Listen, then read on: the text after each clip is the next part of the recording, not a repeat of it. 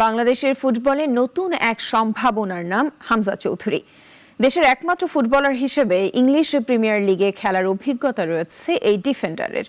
সেই হামজা অবশেষে লাল সবুজের জার্সি গায়ে তুলতে দেশে ফিরেছেন।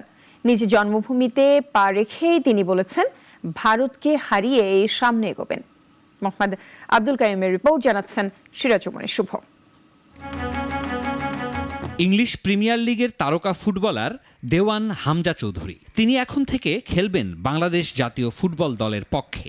সকালে তাই পরিবারসহ দেশে ফিরেছেন হামজা। হামজাকে নিয়ে বাংলাদেশ বিমানের ম্যানচেস্টার থেকে সিলেটের ফ্লাইট পৌঁছায় বেলা 11:15টায়। রমজানের মধ্যেও নির্ধারিত সময়ের কয়েক ঘন্টা আগেই তাকে এক নজর দেখতে বিমানবন্দরে ভিড় করেন ফুটবল প্রেমীরা। সিলেট বিমানবন্দরের ভিআইপি গেট দিয়ে বেরিয়ে যাওয়ার সিঁড়িতে কোনো রকমে পৌঁছান হামজা চৌধুরী।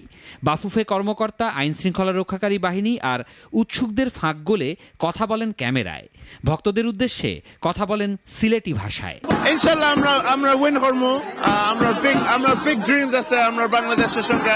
আমি কোচ হাভিয়ার সঙ্গে ম্যাচি বুতা আর ইনশাআল্লাহ আমরা উইন করে প্রোগ্রেস করতে পারবো। 25 মার্চ ভারতের বিপক্ষে বাংলাদেশের ম্যাচকে কেন্দ্র করেই হামজার দেশে আসা। জন্মভূমিতে পা রেখেই জানান ভারতকে হারিয়ে সামনে এগোনোর কথা। সিলেট থেকে হামজা সোজা পৌঁছান জন্মস্থান হবিগঞ্জে। বাহুবল উপজেলার স্নানঘাট গ্রামে তাকে নানা আয়োজনে বরণ করেন ভক্ত ও শুভাকাঙ্ক্ষীরা। দেওয়ান হামজা চৌধুরী হবিগঞ্জের বাহুবলের দেওয়ান গোলাম মোর্শেদ চৌধুরী ও রাফিয়া চৌধুরীর ছেলে। জন্ম ইংল্যান্ডের লাফবোরো শহরে। খেলেন ইংলিশ প্রিমিয়ার লিগের ক্লাব লেস্টার সিটিতে।